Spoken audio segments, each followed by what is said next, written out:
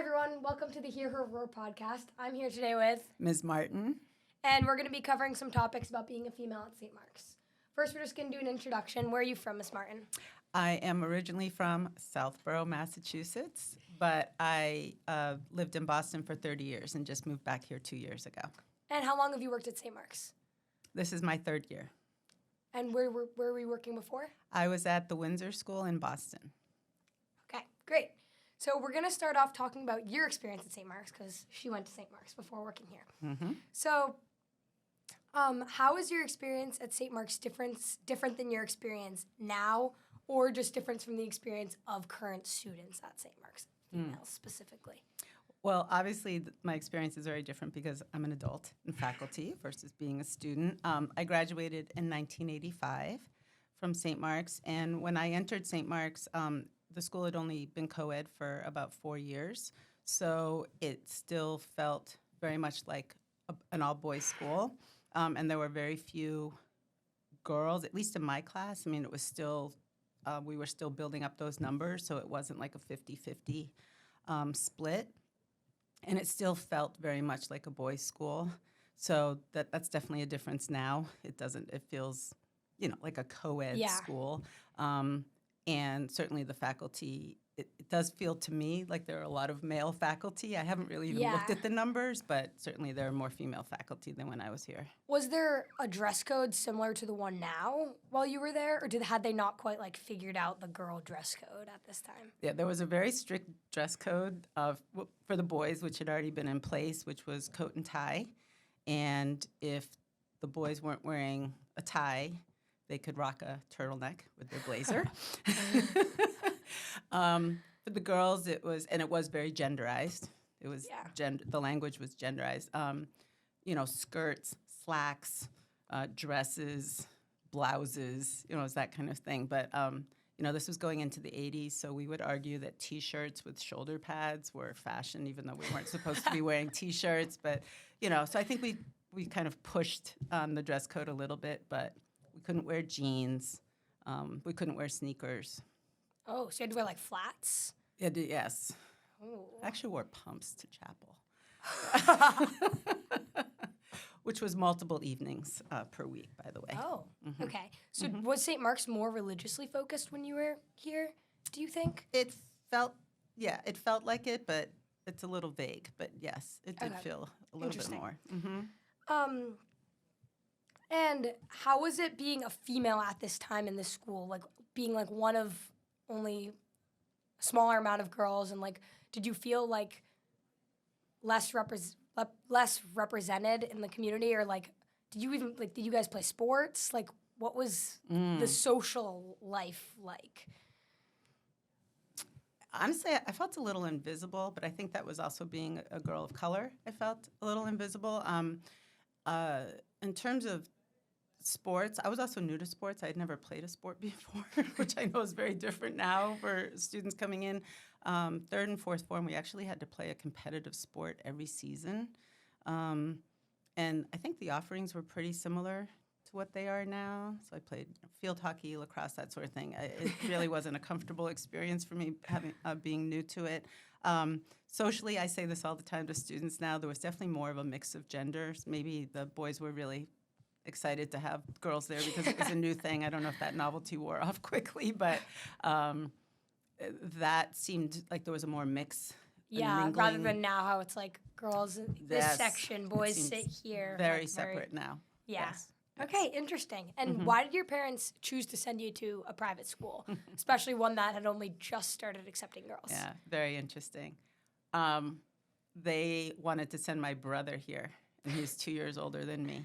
And from when he was younger, I think my dad wanted to send my brother here, and that's actually partly why they ended up moving to Southborough, I think. And I just applied. We both went to public school through 8th grade, and then he applied. He actually got in for his third form year and decided to go to public school for his first year of high school, and then decided he wanted to come here and reapplied for fourth form, and then I just followed him and came third form. Interesting. Didn't really think much about it. I just followed him. And so, off to a slightly different topic, but still about your experience at St. Mark's. Is there a faculty member that acts as a mentor for you now? And how is this impactful for you, or why is this person important? Dr. Worrell, I would say. She's I'd say mentor, colleague, friend, coach, sister, everything wrapped up in one. First of all, I just love her mind. She's just brilliant and amazing. And she's a voice. I think she's a voice for the students. As an educator, she's really progressive. I like how she just teaches students not only subject, matter, but really how to learn. And she listens. She's a feminist, which is absolutely important to me. And she's a voice. I mean, I think she really, she's an advocate for the students here.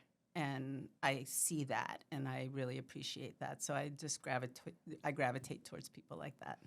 And as a female at St. Mark's, whether you're thinking of student or being a faculty member, what do you think are some struggles or problems that students are currently facing, whether it's female people of color or just females in general? It's a general question. You can take it in any direction. So what they struggle with, you said? Yeah, what are some problems or just struggles for females at St. Mark's today? So I have a lot of students who come and talk to me, so I guess I'll go with that.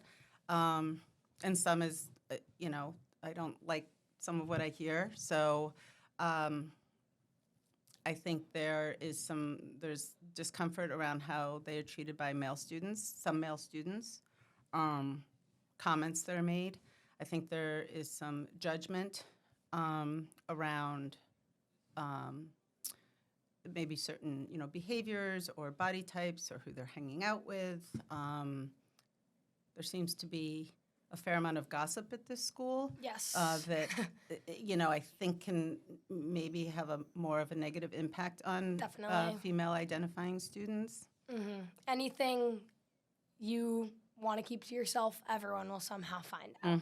It's there's a very gossipy culture, I feel like, at this school. It's very small, so it kind of makes sense. But the school is about the same size when I was here, and I don't think there was that level.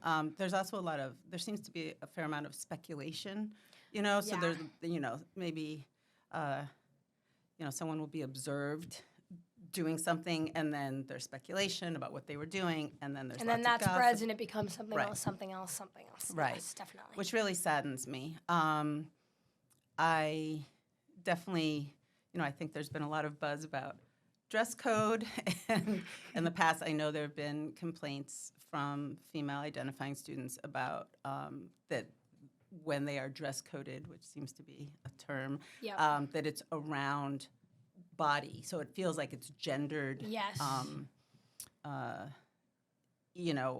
They're being dress coded for ways that have to do with their gender, their body, that sort of thing. Whereas male identifying students, it might be more like you're wearing sweats, so you shouldn't be wearing sweats, kind of thing. Definitely. So things like that. Sometimes the school has the same feel that it had 40 years ago. I know, you were saying about the dress code, I was like, that's kind of what we have to wear today. Obviously the style's different, but it doesn't maybe sound kind of the same issues. Different. But in general, the feel of the school feels very similar to when I went here sometimes, that it feels sometimes it feels kind of more like a male-dominated space.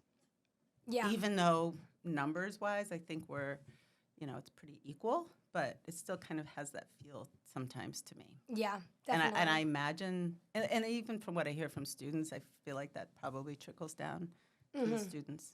Yeah, for sure. And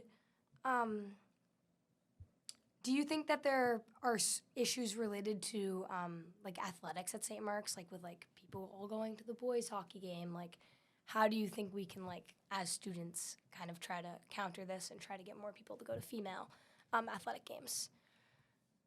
I think giving equal love and attention, game times. I love the whole night game Under the lights games, the Yes, soccer and the field this hockey. past Saturday night, That was right? super I mean, fun. I think every team should rotate and have a night game. And Agreed. also, I just love the idea anywhere we can build community and school spirit. I say we need to take it. You know, Yep. I'm all about cultivating joy. And so to see everyone out at the game, I made it to the soccer game Saturday night, and that was just so much fun. And It looked like a professional game. Like it was Yes. like under the lights. I don't know. Exactly. It was very cool. Exactly. And I think if we just gave equal attention at a minimum to all our sports teams, right? And not, making it all about, a single team like football. Yeah. That could make a difference. And I don't know what goes on behind the scenes in terms of, I don't know, money that's given to this sport or that. I really don't know a lot about athletics. I don't know here. about that either. Yeah. I assume that's being done. Also, I know that the original women's hockey team that started when I was here, so women's hockey started in the 80s, they are hoping to be inducted into the Athletic Hall of Fame here at St. Mark's, and they really deserve some recognition. So shout out to that's really cool. the first St. Mark's women's hockey team. Yeah, that would be pretty cool.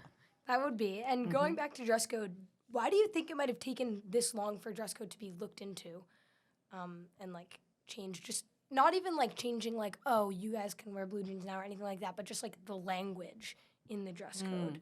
I mean, I think it has changed, obviously, since I was here. Yeah.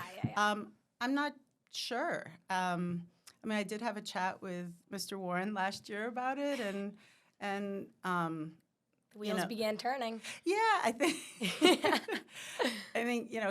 he said to me that he just didn't want students wearing PJs or and sweats and that sort of thing, but that and he seemed open to a conversation about it. I just think it hadn't really been brought up, and Interesting. I might have been questioning it a bit. Might have been the spark right here.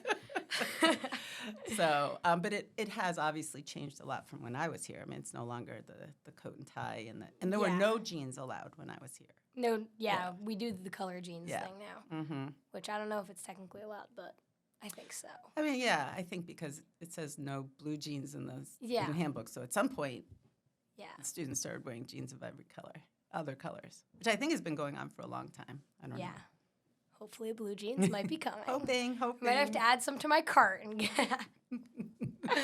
Okay, well, that was our last question. So thank you so much for coming on here today. This was a great conversation. And we're excited to keep this podcast going and hopefully get some more people on here. So thank you.